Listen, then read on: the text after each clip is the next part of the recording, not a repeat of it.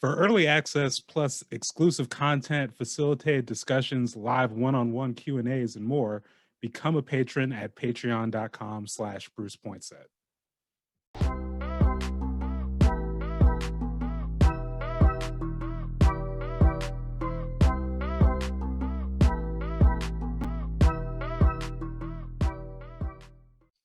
Welcome back to the Blacktastic Adventure. I'm your host, Bruce Pointset. And on today's episode, I speak with Troy Tate, Kimberly Moreland, and Willie Richardson from Oregon Black Pioneers. Oregon Black Pioneers is Oregon's only historical society dedicated to preserving and presenting the experiences of African Americans statewide. Since 1993, the organization has illuminated the seldom-told story of people of African descent in Oregon. They are inspired by the tenacity of Black Oregonians who have faced discrimination and hardship to make a life for themselves here over the past 400 years. OPB honors their sacrifices by remembering their stories and by sharing them to the public. So this was, again, another great conversation with, some people who are just very dedicated to preserving Black history in Oregon, and just I think you're really going to find just the vastness of the work they do, and the work they're trying to do is amazing. And, again, just the extent of Black contributions to this state are, amazing. And again, I imagine it's going to surprise some people. So I think you're really going to enjoy it. Check it out.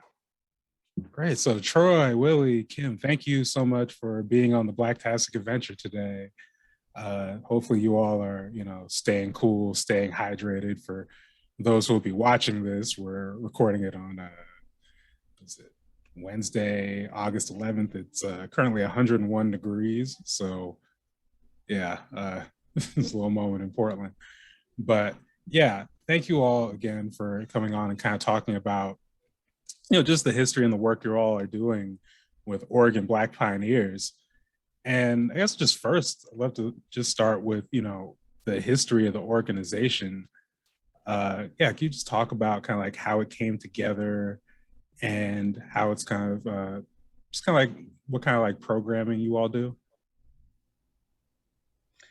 Well, the organization started in 1993, and it was a offshoot of an organization in Seattle, Washington called Northwest Black Pioneers. And so Oregon Black Pioneers was originally founded as Oregon Northwest Black Pioneers. And probably about 2012, we dropped the Northwest because we were focusing entirely on Oregon and not the rest of the region called the Northwest.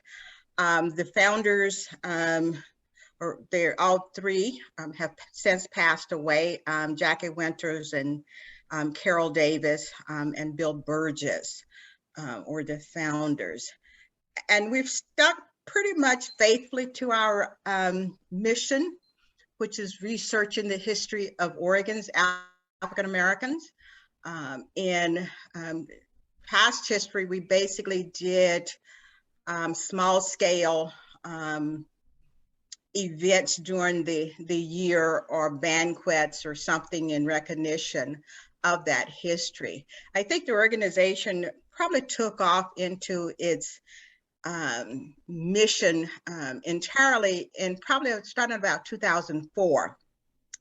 When we began doing more presentations in schools and with businesses, and that kind of opportunity where we shared the story of the early pioneers to Oregon. And in doing so, we discovered that African Americans was really around the state of Oregon and not just located in the Valley and or Portland. We were really around the state in just about every county, except maybe two that I can recall. And then I'm thinking maybe about 2010, we developed a relationship with the Oregon Historical Society, where we did a major exhibit, which turned out to be the first of 4 exhibits that we did at the Historical Society, which required extensive research as to who we are and how we got here, what brought us into the state. And sharing that in a broader way with the community. As a result of those exhibits, we found ourselves actually traveling around the state, doing lectures, doing workshops, sharing the stories, doing small exhibits for various locations out there. And we still do a portion of that today. And we definitely do now have exhibits that are out there traveling the state in some form for the next few months. So we're really about the history of Oregon's African Americans and telling some of those stories and highlighting the contributions that African Americans have made to the state, to its development. We're not just bystanders, and really getting us through some of the early history of Oregon and some of the obstacles that was placed there for us.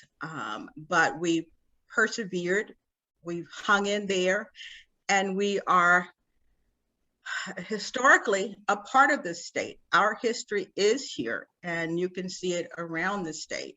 And as I said, we share those stories through exhibits, through lectures, through what means we can around the state. So that's kind of a quick look at our history here and working. We're an all-volunteer board, and up until about a year ago, we hired our first executive director part-time. And in recent months, we discovered that part-time really is not enough. We probably do really need somebody full-time, because it is a huge job that we are taking on and have a lot of work to do in making sure that we ferret out the complete, if you will, history of African Americans in Oregon. And I constantly remind myself that it's a continuing job, because every day we're making history. History doesn't just stop, it keeps moving forward. And so while we've been concentrating on the past and trying to get us to the present, it is still work to be done and a monumental task. And so we still have our job cut out for us. And if there's anybody who's sort of interested in our work, and like a non-paying job, reach out to Kimberly Moreland, and she certainly will have a conversation with you about our needs, both as board members and volunteers to do other kinds of things that the organization is desperately in need of support to get done. If we are in fact going to be able to share the complete story of our history here, and how the past paved the way for us, and how we've been a part of the development of this state. And I'm going to allow somebody else to kind of jump in there, or you move on to another piece. But that's kind of the overall of the organization for where we have been, where we are at this point, and plans for the future as well. Thank you. And, you know, it's funny, I think, you know, as Black people, we're not surprised by what we're capable of, but it sounds like even just like in going into this work, just like the scope of stories and contributions in Oregon, like, would you say to some level that kind of like, I guess just the, yeah, again, just like the amount of stories, just the, you know, number of contributions in pretty much any place you can look at. Would you say like just the sheer amount of that has surprised you at all? And anyone can answer this, by the way.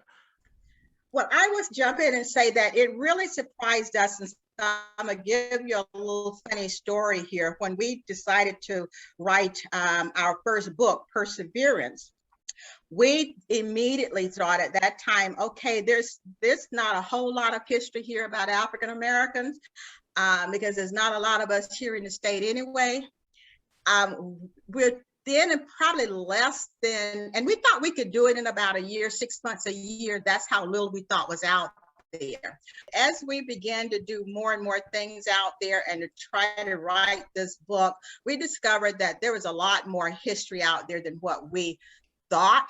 And so that is when we really took off to say, okay, we've got to really research now. We just can't talk about what somebody else is talking about. We got to really do research. And along the way, we came across a board member, Kimberly Moreland, who knew a whole lot, and I have to give her some credit of knowing some history that was out there, was also feeding us and coming along. And so it just was extremely surprising. And I would tell you, there's even more out there than what we know about, and we're constantly, and I think Troy and Kim can speak to this too, we're constantly getting bits and pieces of information from people as we interact with the broader community. There's not a week goes by that we don't get a new piece of information that needs to be researched in terms of accuracy that we don't get.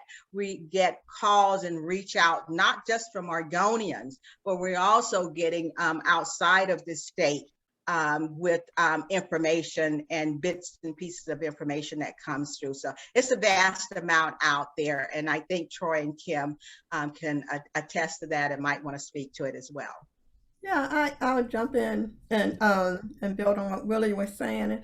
I think what surprised me is how early African Americans was in the territory, even prior to the white settlement during Oregon Trail, prior to the discovery of Oregon. We have documented, I think his name's Sir Francis Drake, who came to Oregon way back in the 1500s, and he had 4 African with them, 2 women and 2 men. And I learned as I was reading last month that from Henry Louis Gates book about African Americans, that Sir Francis Drake actually stopped and picked up some slaves. So they actually could have been like slaves that was part of it wasn't a part of the Atlantic slave trade, but it was part of another slave trade with the Portuguese. And so those was probably slaves. And so that type of information builds on to the information we already have and the narrative that we shared during our presentation. And so it's just like Willie said, every day we're getting someone who give us a bit more family history sometimes, or things that they have heard about African Americans in their community, or different historic sites. And so it's really exciting work because it's ever changing, and we're building on and creating a wonderful story, American story. It's a really unique American story that not like the Southern slavery, because slavery was prohibited in the territory, but exclusion laws also prohibited free slaves from settling in the area. And so it's just a really unique story. And I just find it amazing because despite the prohibition against free slaves and Black liberation, it's still an amazing story of African Americans who settled in this area despite those exclusion laws, and there's material evidence everywhere. And I often, when I'm traveling to Salem, I'm passing sites that I said, I know people really don't realize that there's an African American association in Brownfield, or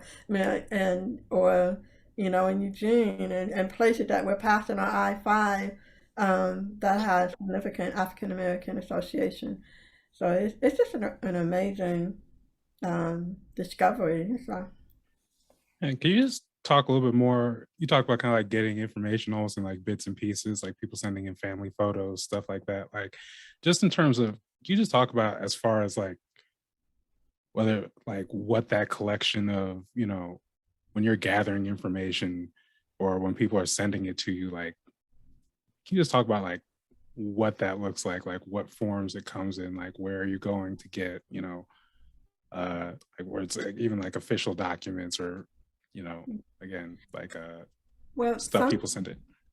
sometimes they come in forms of letters, newspaper articles, um, actually artifacts. We received a bench from the Architectural Heritage Center that they had in their collection that came from um, the Mayfair Hotel that had a gallery seating for African Americans where we had to enter from a side door, go up the stairs, past the balcony, and sit in the gallery.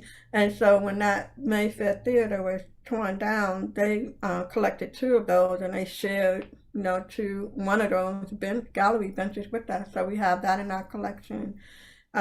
We also have a coverlet that was given to us from the family of Reverend Obed Dickerson. Him and his wife were sympathetic to African Americans.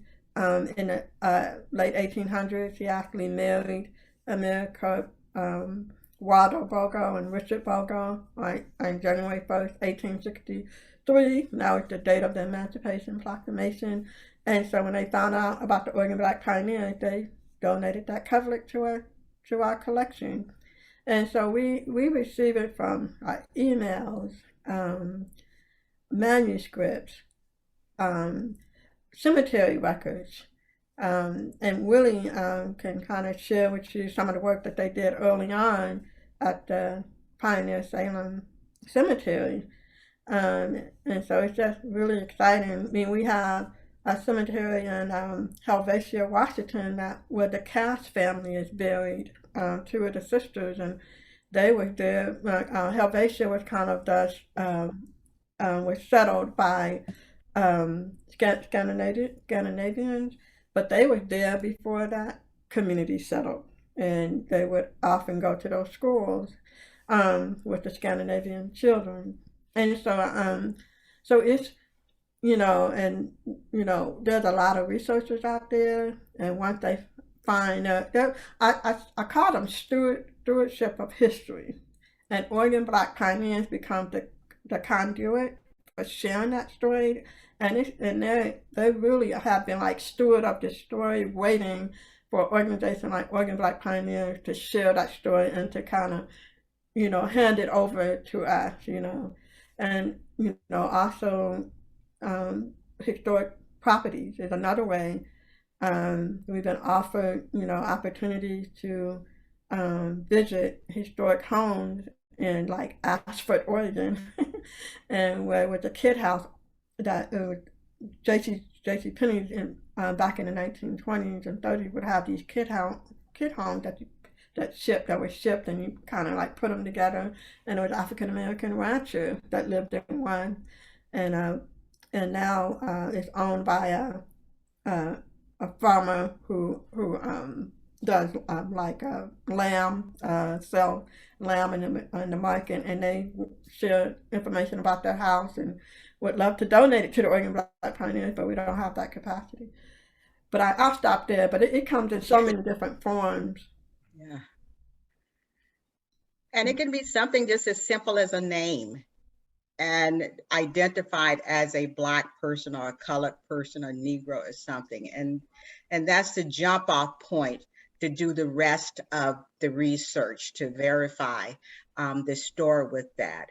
We've also, and I point this out because I think it's important to note it, that because of our reputation of who we are and what we stand for and how we approach the telling of the story and the accuracy of the story, it has made white families comfortable with the fact that they can share their information with us and not just hold it because that's a piece of history that we may not get to know about, because there are things that they have, written in their Bibles, in their family diaries of some sort, that can be shared with us. And we do that and have had the, and that's where a lot of our information comes from, actually. And we do it in a way that is not condemning them or their family for any past involvement that they've had in slavery activity or negative activity that's impacted us in some way. That's just history.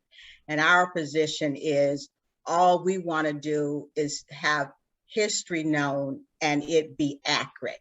You can be a part of that in telling that story and telling it accurately. So share with us, from your family's history, what you have. And so we get lots of names, lots of bits and pieces of information and documentation. And one of our biggest assets out there, and Kimberly touched on it a little bit, are those researchers out there now who are deep into research. And I will credit Oregon Black Pioneers for that to some degree, because as a result of our making the effort to do this, lots of researchers are now delving into that history and sharing what they find with us.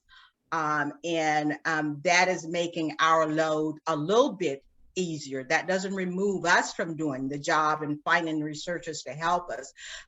But it is very, very helpful with a lot of researchers out there doing great work and being willing to share that information with us, so we don't have to spend exorbitant amounts of time trying to research and fill in the gaps for the bits and pieces that we have. And that's another call. If there are researchers out there or people who like doing research in a one-time project, reach out to us. We would be very, very interested in talking with you. We have a whole file cabinet.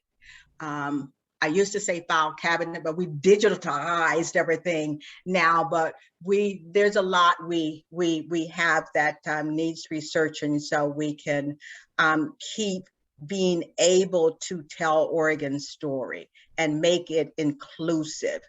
I'll also say that as a part of the work that we started in highlighting and want to tell this history, we've had historical societies around the state. The Oregon Historical Society being the largest, looked at what they had and revamped how they were telling this story of Oregon and making it more inclusive. Historical societies asking us to help them interpret their local history and make it inclusive and not be back over in a little corner somewhere.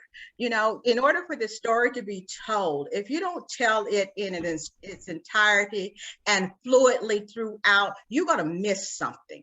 And that miss happens when some little spot is over in the corner somewhere. That gets missed. And so we're about being a part of making sure that we're included in the story of Oregon. And we're getting a lot of help to do that.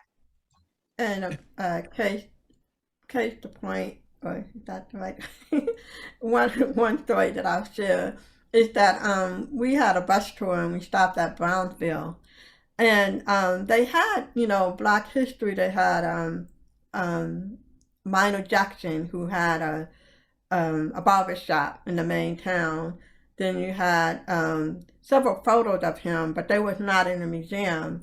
And they had Cora Ann Cox, who was an enslaved African, and in 1863, her former master gave her several acres of land, and there's a house that she's built that's still standing. And so when we stopped at the Linn County Historical Society, they kind of heard some of the comments about why isn't there more history here. And so that kind of motivated them to get us a grant, and we helped them create an interpretation of Black history, and they incorporated that in their permanent exhibits. And so Gwen Carr worked with them to incorporate and interpret that story and to include more African American history in their permanent exhibits. And that has happened, several times in working with the end of the trail, the end of the Oregon Trail Museum. We have worked with them in the past, and so it's really I think it's really great when people want and are willing to complete the story, and with African American history. Yeah, I think that's a really good jumping off point to talk about Ben Jonson Mountain renaming events and just kind of the larger renaming efforts throughout Oregon. I know that's another part of your work in terms of when we talk about being more inclusive with the story.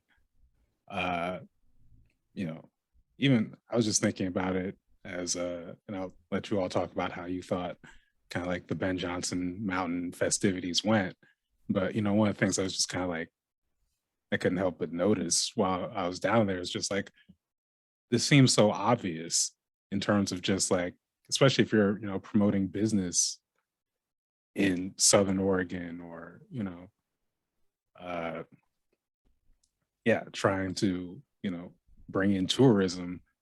Why would you want a Negro Ben Mountain that you can't really direct people to? But yeah, can you just talk about, again, just like the Ben Jonson Mountain events for those who kind of aren't familiar, and then kind of like the larger renaming efforts that OBP's taking part in? I'll let Troy jump in, and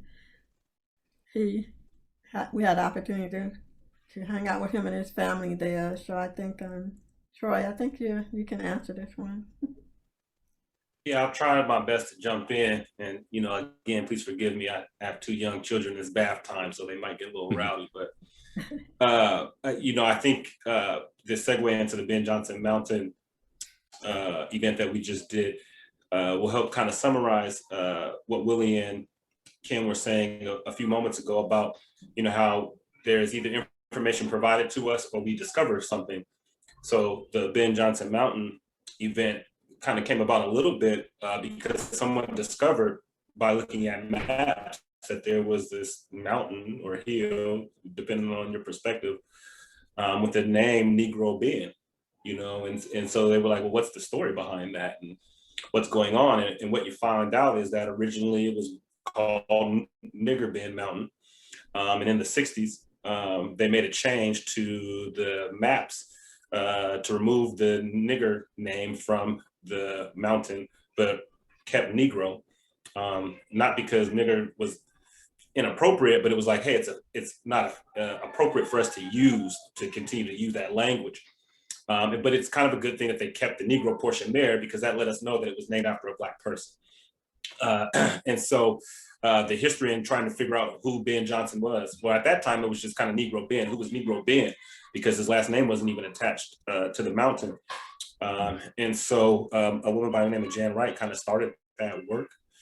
And then we helped to pick it up. I believe Gwen Carr is on the kind of map naming organization. I forget the technical name for the organization, but they're kind of a map naming organization. And in the work of Oregon Black pioneers and trying to rename these places that kind of have these throwback or inappropriate designations, kind of memorializing Blacks or Indians or Mexicans or even Native Americans, but they have these kind of negative stereotypes associated with the naming of the space. And so anyway, as it pertains to the Negro Ben Jonson Mountain, it was like, we need to find out who he is, because we are a historical organization. We don't just kind of pass along oral stories, if you will, although there are some oral stories that we tell. Credibility lies in us being accurate. And so there was time and space and effort and energy spent into trying to research and find out who Ben Jonson was, or excuse me, who Negro Ben was. And at this point, we've come to learn that his name is Ben Jonson, Benjamin Jonson. And he was found in the 68 and 69, 1868 and 1869 census rolls down in Southern Oregon. And then once we were able to find his complete name, they were able to trace a little more of his story to Albany. And he was actually married to another prominent Black pioneer by the name of Amanda Johnson. Yeah, thank you so much, Amanda. Who was someone else that was on our radar as having been an enslaved woman who traveled here during the Oregon Trail or the Western expansion as an enslaved person and was provided freedom and then married Ben Johnson, but a part of our historical research and digging, it wasn't even known if he knew that it was named after him. It may have been done posthumously that it was named after him, but it's kind of our responsibility, A, to find his story, B, to tell his story, and then C, as we did at the beginning of June, to help ceremoniously name it after Ben Johnson instead of Negro Ben Mountain. And what's interesting, when we went down there for the event, I asked a couple of local people, I was like, hey, do you guys call this space Negro Ben Mountain? And so the guy, the best way to kind of articulate it was like, they didn't call it anything because they didn't want to have to use the name Negro Ben Mountain. And so a lot of times the name you could only find maybe on maps or as it pertains to any topographical type of work, but I don't think the local residents made reference to it being called that. To your point, you're not going to necessarily attract a lot of tourism by having a space named Negro Ben Mountain.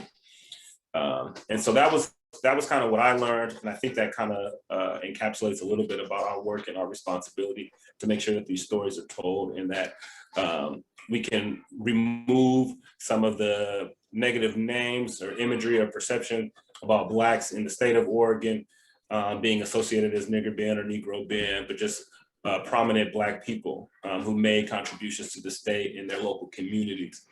And that's kind of what we did with the ceremonial naming of the Ben Johnson Mountain. Yeah, and it's funny you talk about just people in the town really not even knowing what to, just not calling it anything. And when I was talking with Zachary, your ED down there about it, he was saying like the process, once it got rolling as far as like even like officially trying to rename it, that's what it started in 2017 and wasn't official to 2019, 2020, if I remember correctly. Like it seems like such an obvious thing that you would want to take care of. But kind of on a more positive note though, when you talk about the festivities, because you had like 2 days. First night there's a picnic and also wine tasting and whatnot. Second day there's this hike up the mountain, and I will call it a mountain. You talked about being a hill before. After driving a few miles up the mountain on those 1-lane roads with no guardrails and everything, that was a mountain. That was an experience. But I think, but can you just talk about, like, I think there's something really refreshing about not just, like you said, not just telling the story, but also making it this interactive event, making it having people being able to hike, having people being able to like do something like a picnic or something like, and do community building while also engaging with history. So yeah, can you just talk about why making it an interactive experience is so important? I like to address that. I have a little story. When we were on the main street in Jacksonville, we realized that we didn't bring blankets for the outdoor picnic, and so after we had went to the winery, we was asking the lady who owned the winery. I said, "Hey, do you know where we could go pick up some blankets?" And she said, "Oh, just take these. We have a couple of blankets." They had like a basket of blankets, and she didn't really know us from she didn't know us at all, but she allowed us to take a couple of blankets with us, and I was and I think interacting with the local people, you take away that fear that you have of me as African American woman going to Jacksonville, driving to Jacksonville, because you hear all these stories and just having that positive interaction with the owner of the winery and and even meeting people from Jacksonville and the historical society and it was just nice to kind of experience that.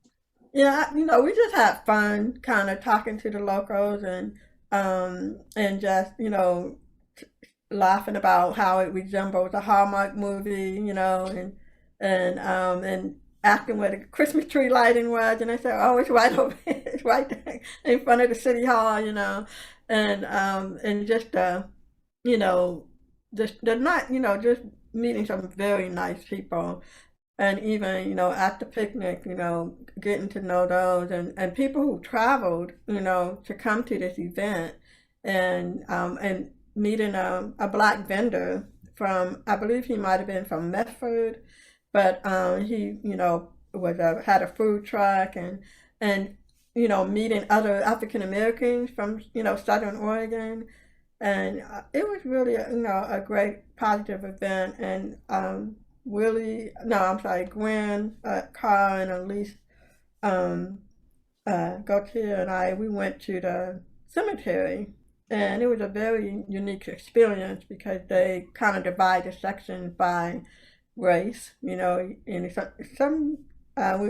was supposed to be a black section, but we couldn't find that. But it was like a Redmond section, a Catholic section. They did like by religion, a Jewish section.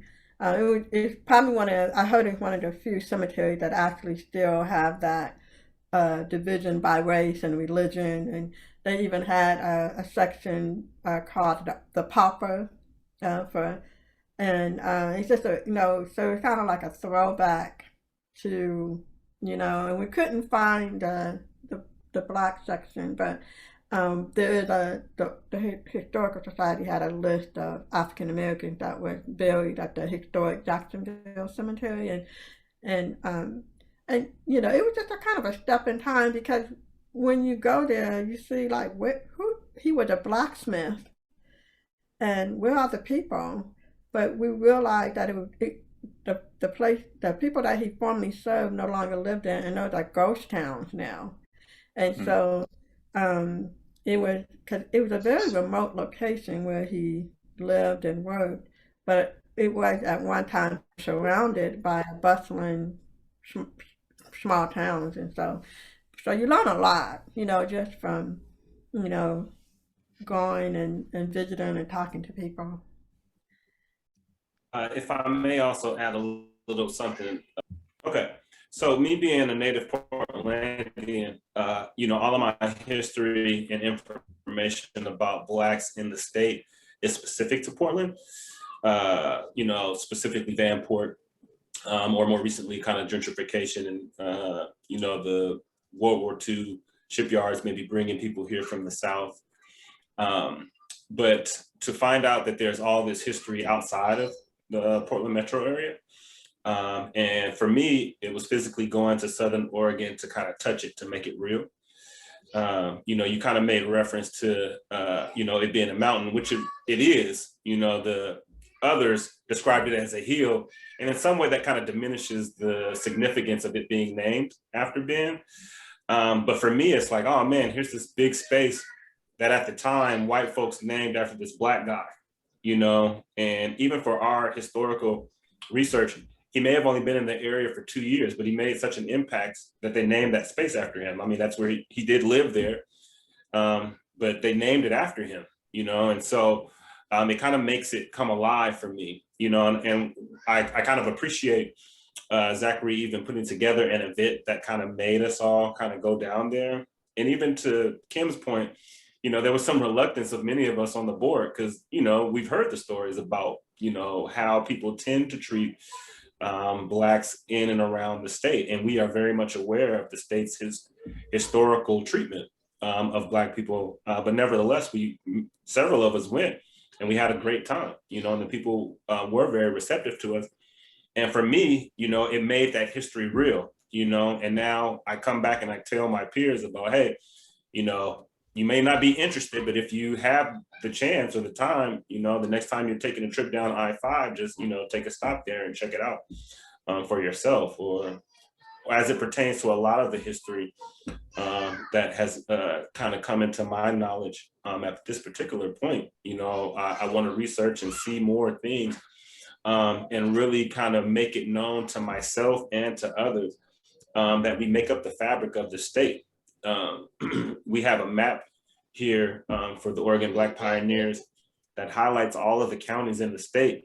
And in every county, there is a contribution of some sort by a person of African descent, you know, a Black person, you know, and so it suggests that our history extends far beyond the Portland metro area, you know, that we pretty much touch every portion of the state. And to kind of combat the ideas that were limited to, you know, the I-5 corridor or Portland itself, sometimes you need to go out and see these things and touch them and kind of make them come alive and validate to yourselves that, yes, we do, in fact, have a lot that we've contributed to the state. So for me, it was important for me to go and just kind of physically see where Ben Jonson Mountain was and to read the articles and the stories about the contributions that he made. And I continue to do that. I've been to Brownsville. I did an event recently where I was a presenter at a Juneteenth event in Oregon City. I've done some presentations as it relates to Eugene and all these other places, you know, and so it's important for us to not only bring alive the history, but maybe even provide opportunities to make that history come alive so that people really know that it's real and it's not just some story. Mm-hmm. I will jump in here and say this with a broader observation. I did not go to the Bend event. I committed to go to the Coos Bay event that was down there with the lynching.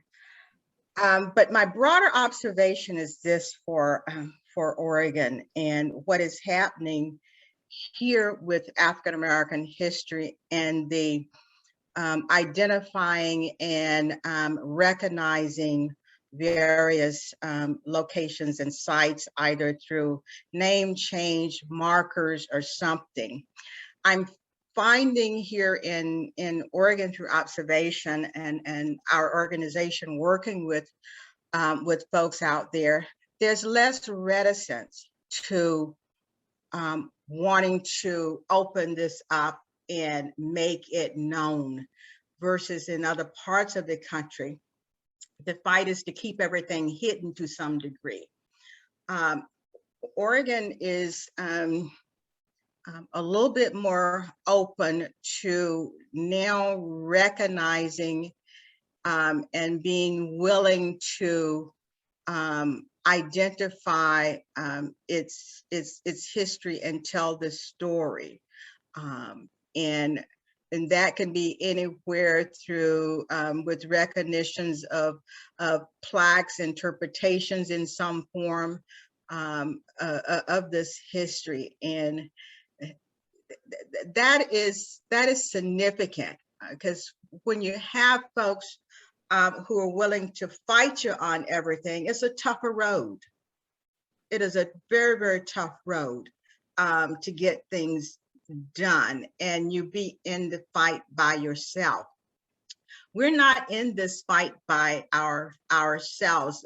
There are actually in some cases, and Kim, you can tell me if I'm wrong on this, and I say that, point that to you because your work also involves this type of venue, in that there's a lot of white people who are leading the charge.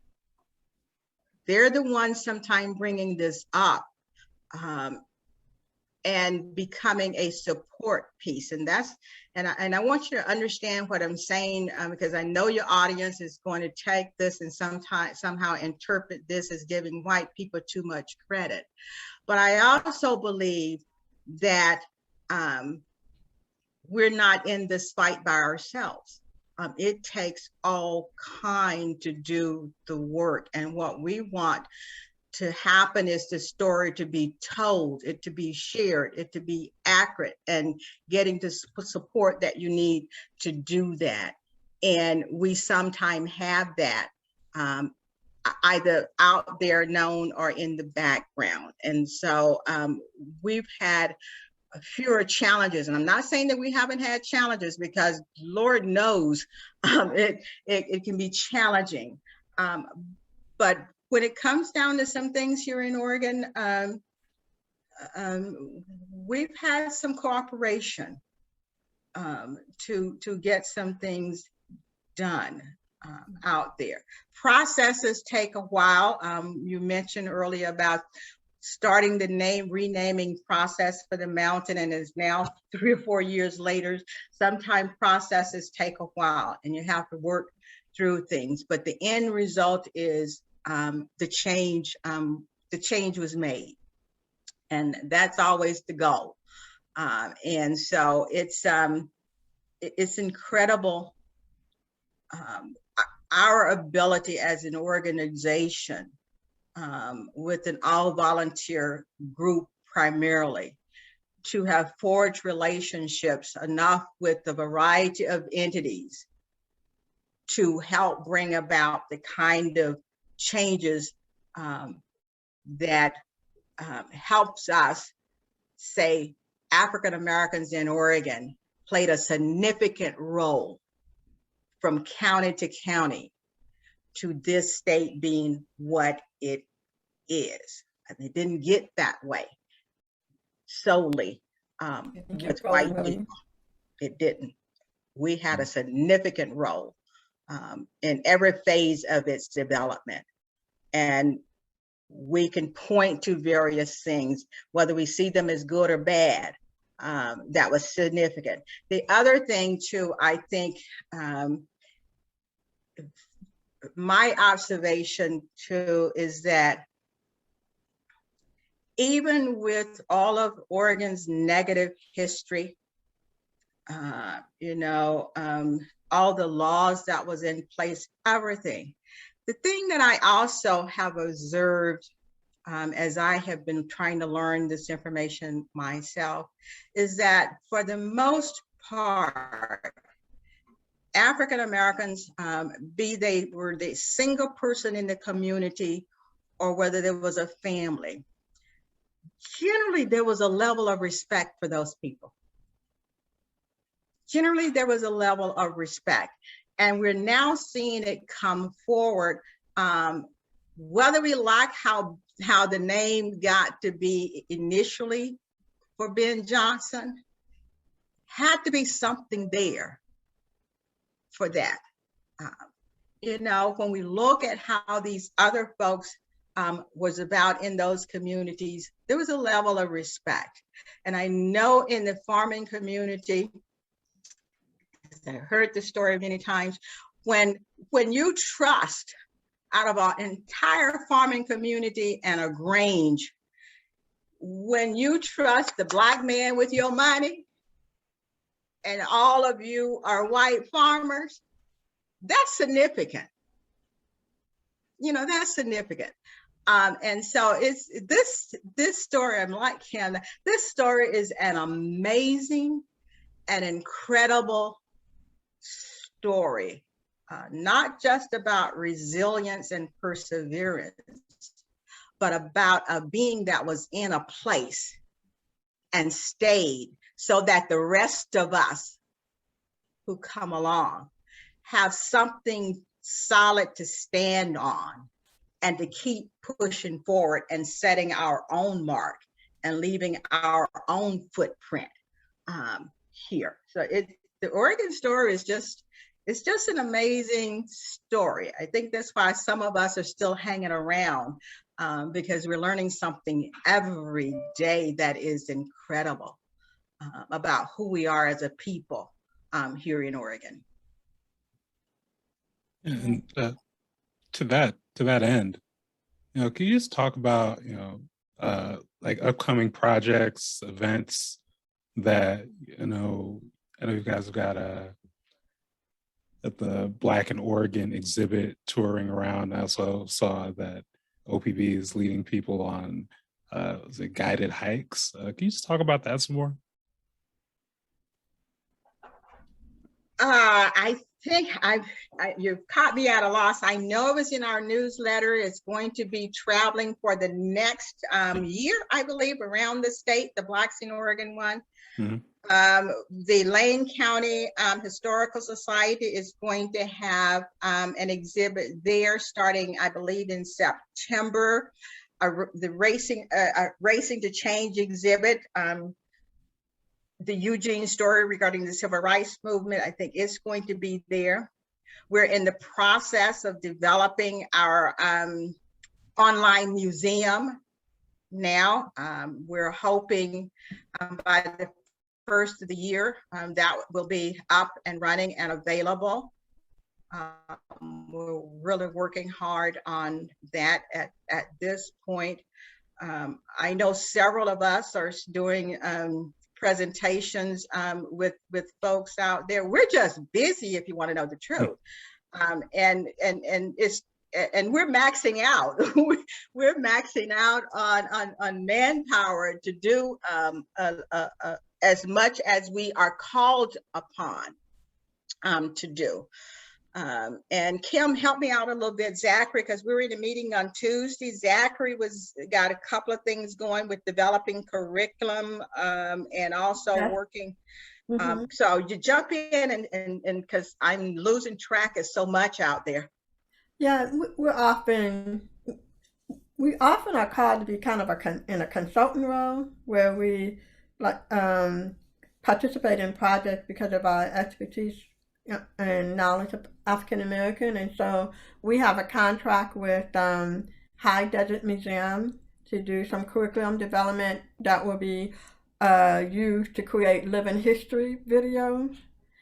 We actually had one that we worked with them on to talk about the story of Letitia Carson, who settled in Soap Creek Valley with her Irish-born husband. And when he passed away, they took her property because they saw her as an African-American, as an enslaved African. And so she ended up going to Douglas County and fighting that.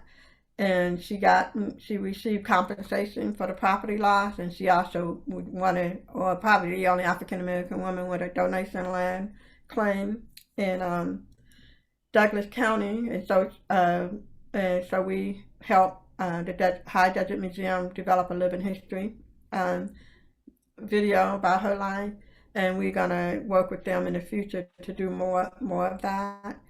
I'm also helping AMSI. I'm part of a group that's developing an exhibit that's gonna supplement the traveling exhibit of Nelson Mandela.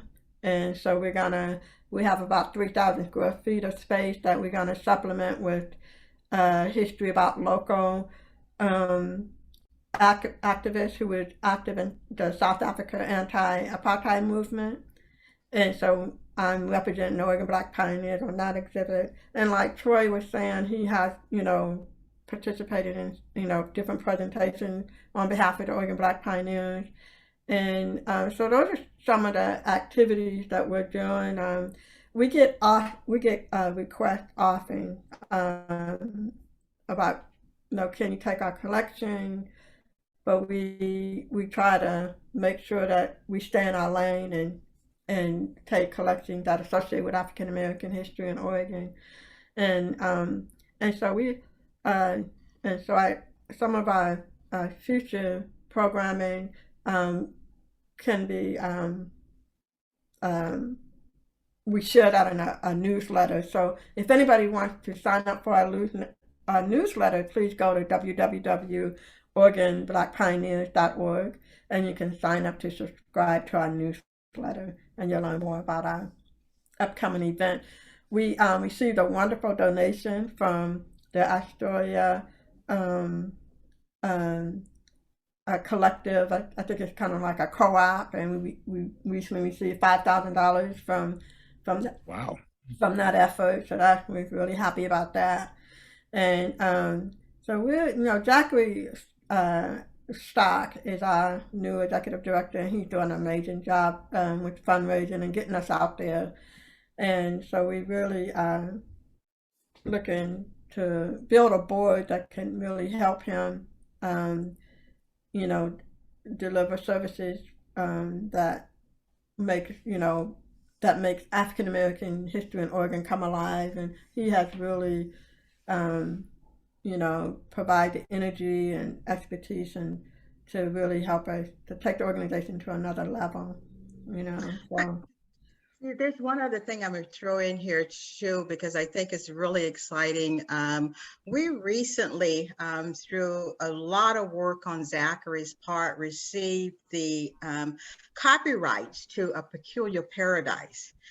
And so we're going to be in the process of reprinting that book in the near future. And A Peculiar Paradise, and Kim knows a little bit more about this one than I do too, was printed years ago, and it's about the history of the Portland area. And it's a great book. It's been out of print for a very long time, and you barely can find it.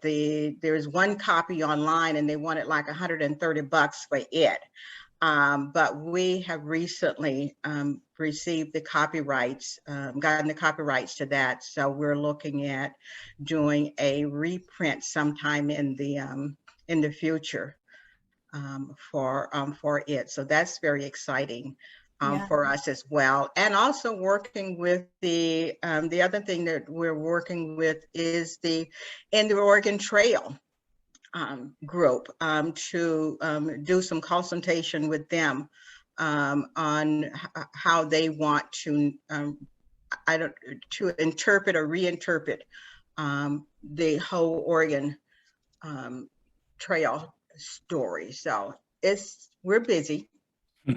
We have lots of work. And one exciting thing is that's happened recently in terms of historic preservation and preserving historic sites is that the city of Portland recently developed the Portland African American Multiple Property Documentation Form, which is really like a history book about Portland's historic properties associated with African Americans. And it's a kind of what they call a cover document that will help nominate future properties that's associated with African American history. And we're now working, and Oregon Black Pioneers is working with the University of Oregon Natural History Museum to review an Oregon statewide multiple property documentation form that will become the cover document and making it easier to nominate individual properties associated with African American history throughout the state of Oregon, not just Portland. And so that's gonna really highlight the history of the Mid-Willamette Valley, Eastern Oregon, Southern Oregon, and identify and focus and emphasize historic properties and objects. And we're adding a kind of a new twist where we're looking at archaeology too, because the recently nominated historic place, the Elijah and Hannah Gorman House in Corvallis, it's also an archaeology site where they've been looking at evidence of early settlement artifacts, and they're doing some sites, there's some efforts to really start to look at that, archaeology evidence of African Americans in Oregon. And so this is so that's really exciting, as we start to look at other sites throughout the state of Oregon. And one of them is the Mount Union Cemetery that we're hoping to dig deeper into. And that was actually founded by African American man named Shipley, and his wife Mary Jane Shipley owned the Mount Union. When they donated the cemetery to the city, they said that you must provide place for African Americans to be buried. And so it's a really exciting story there. And we happened to, that was one of our stops on a bus tour that we had several years back. And we had a living history artist kind of interpret that history for us. So, Yeah. but it's a lot of exciting things going on. I know it sounds almost a bit overwhelming, but yeah, very, very, very exciting. I think on that, I think that's kind of a good place to wrap up this part of the interview. But Kim, Willie, Troy, I want to thank you again, for taking the time to tell the story of Oregon Black pioneers, and also just, talk about some of the great work you all are doing. And I just encourage anyone watching this, please, sign up for the newsletter, support, donate, because there's a lot of history to uncover. There's a lot of stories to tell, and, support this work. So thank you. Thank you for watching. Please like and share and subscribe so you can stay up to date on all the latest videos. Thank you.